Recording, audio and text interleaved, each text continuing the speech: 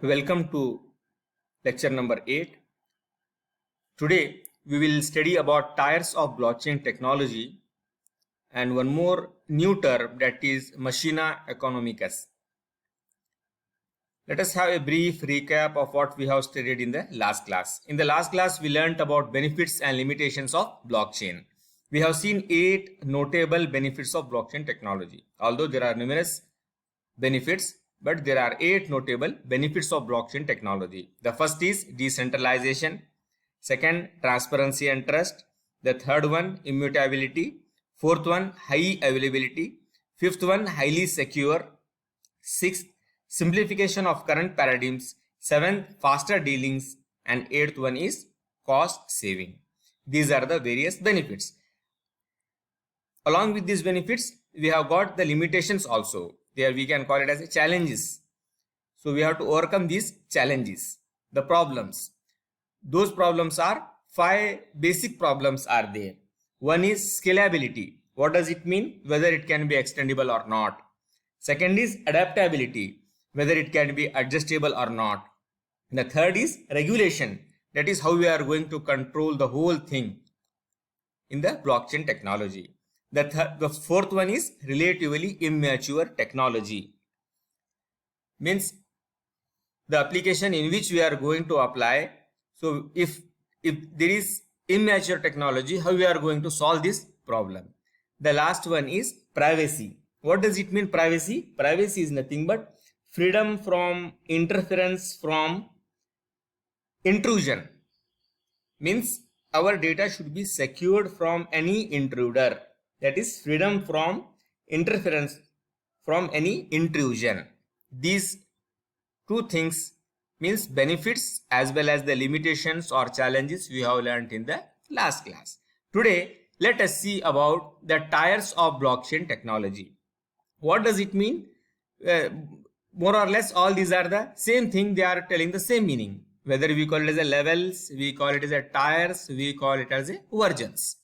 So this all information is given in the book. There is a basic book regarding this that was written by Melanie Swan. So the name of the book is Blockchain Blueprint for a New Economy by Melanie Swan O'Reilly. It was published by O'Reilly Media in 2015. So from this book only, today we will see the different tyres, or you call it the different versions of blockchain technology.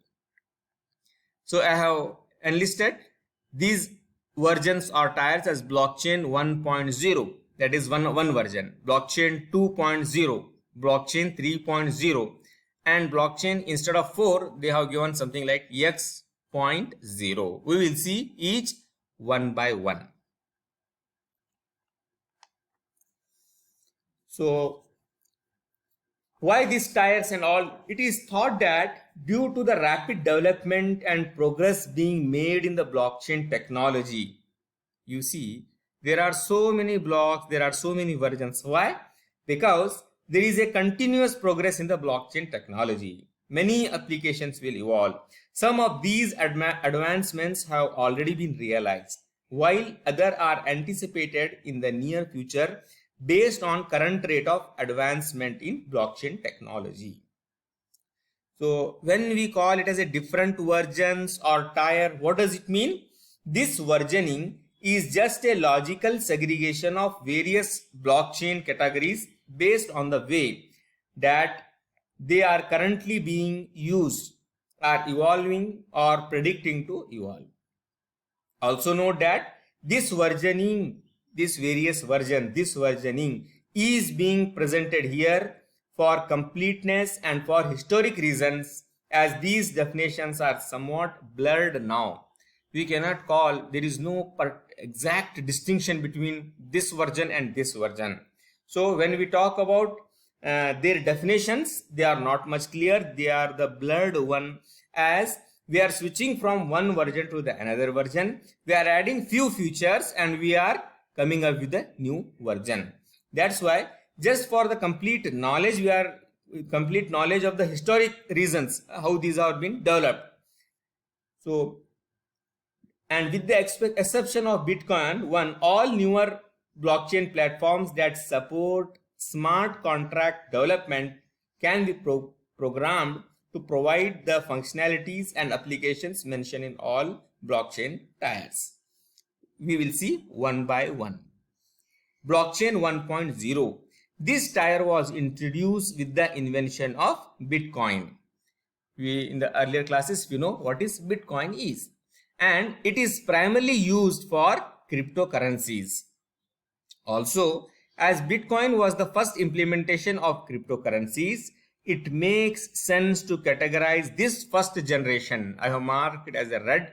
It means this is version 1. This is the first generation of blockchain technology to include only cryptographic currencies. Because this is important, I have marked in a yellow. Means it include only and only cryptographic currencies. All alternative cryptocurrencies as well as Bitcoin fall in this category. It includes core applications such as payments and applications.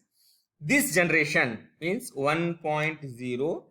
This generation was started in 2009 when Bitcoin was released and ended in year 2010. It is the earlier version, that is the first version, the first tier we can call.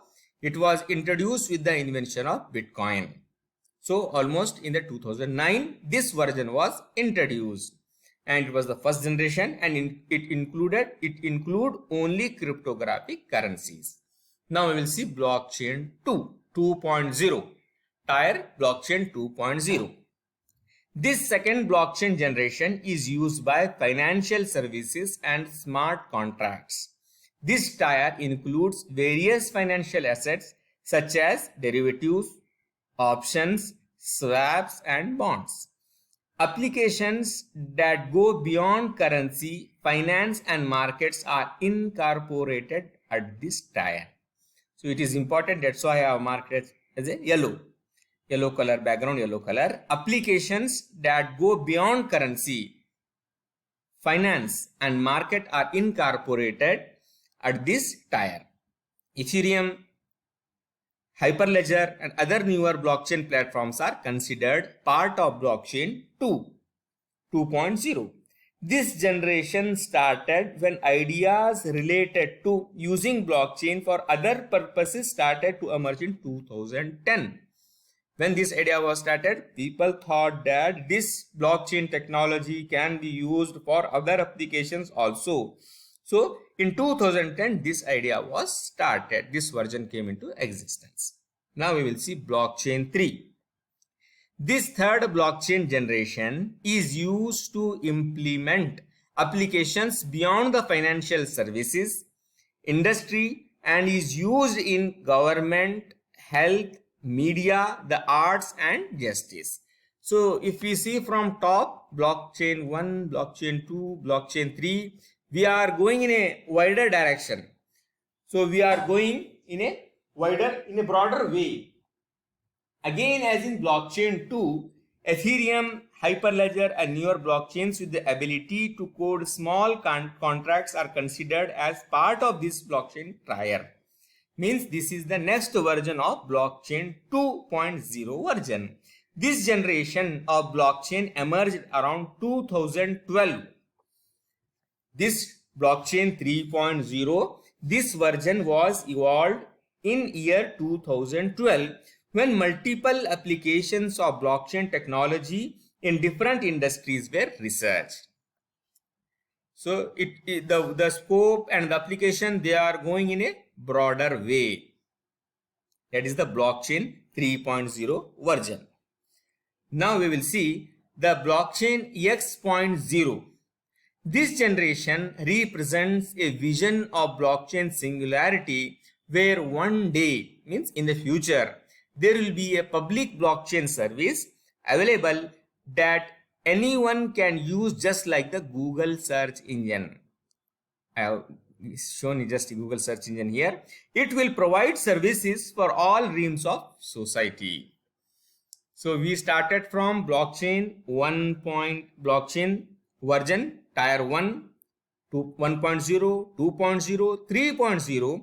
When we came to this X.0, what it tells, finally, all the applications, everything that comes under a single umbrella, that is the vision of blockchain, where one day the public blockchain service available that can be used just like the Google search engine.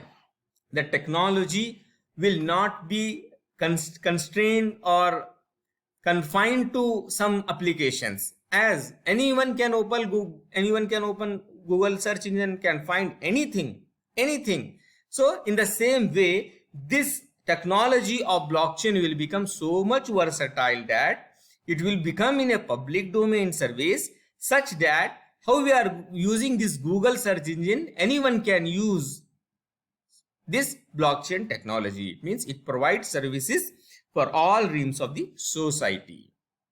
After this, let us see one more new term. So that is called machina economics. What does it mean? The notion of block X.0 means fourth version will be a public and open distributed ledger with general purpose rational agents. This is called the machina economicus, running on a blockchain, making decisions and interacting with other intelligent autonomous agents on behalf of people, and regulated by code instead of law or paper contracts. So there will be no, so whatever the technology is, how this technology is taking care such that we don't need any paper contracts. This does not mean that law and contracts will disappear. Instead, law and contracts will be implementable in the code. The code is designed such that everything will be so much perfect. So we did not need any paper, or all these things will be eliminated. So in the broader way, when this blockchain technology X.0, it will come into the public domain, such that everything will be taken care by this blockchain technology. So let us see what is the definition of machina economicus. Machina economicus is a concept which comes from the field of artificial intelligence and computational economics. See, these two are different fields. One is artificial intelligence and another is the computational economics. So it is a concept. Machina economics is a concept which comes from the field, two fields. One is that is a pure computer science field, isn't it? This artificial intelligence. And this is something related to economics, that is computational economics. It can be defined as a machine that makes logical and perfect decision. Why we are using this artificial intelligence? So we are making the system intelligent depending upon how we are going to train that machine such that it can take some logical decisions. So machina economicus, it can be defined as a machine that makes logical and perfect decisions. There are various technical challenges that need to be addressed before this dream can be realized. Means two different fields. The concept, it has been, machina economicus is a concept which is derived from two different fields. Means two different technologies, concepts we are using. One is the domain of artificial intelligence and another is the computational economics. Such that a machine that makes a logical and perfect decisions.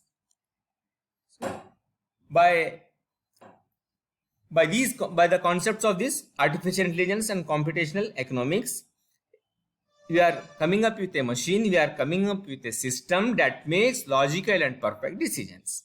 So obviously, when we talk about this at the theoretical level, it looks like it gives very much good results. But when we talk about practical scenario, there are various technical challenges that need to be addressed before this dream can be realized.